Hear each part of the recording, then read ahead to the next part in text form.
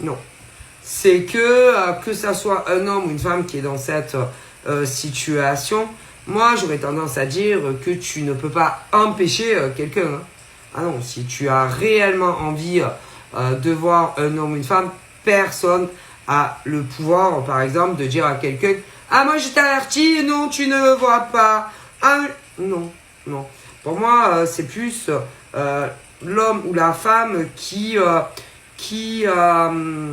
s'en empêche, tout simplement, qui s'en empêche, qui ne le fait pas, ou qui ne le fait pas, ou elle ne le fait pas.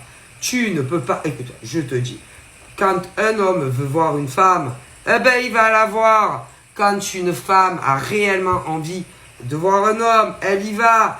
Personne ne peut t'en empêcher. Et ça, c'est justement quand tu aimes vraiment quelqu'un. Le reste est conneries. Après, il y a le regard des autres, etc. autour, que ça soit de près ou de loin, au niveau de cet homme ou de cette femme. Et bien encore une fois, c'est des conneries. Donc, quelque part, on reste dans une situation où on n'est pas bien, où on n'est pas épanoui, mais quelque part pour l'autre, en fait. Tu vois? Et c'est des conneries, en fait, tout ça. Moi, je pars du principe que vraiment, écoute, c'est qu'on le veut bien, hein, que on le fait pas, tu vois, et ben, c'est des grosses conneries, en fait, tout ça, faut arrêter.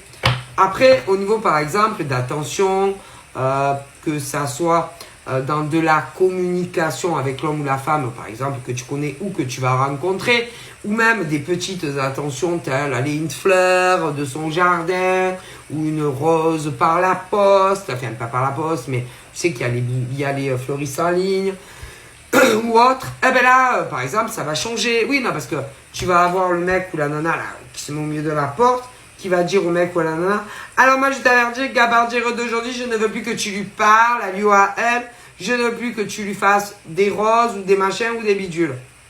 Et le mec ou la nana va, si tu veux, ben, faire ce que l'autre lui demande. Donc ce n'est pas réellement, si tu agis comme ça, c'est à se demander si réellement l'homme que tu dis aimer ou la femme que tu dis aimer, si tu l'aimes vraiment.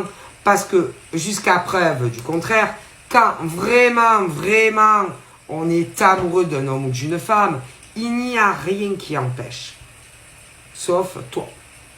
C'est toi et toi seul qui t'empêche en fait de faire ce que tu as réellement envie de faire ou pas. Telle est la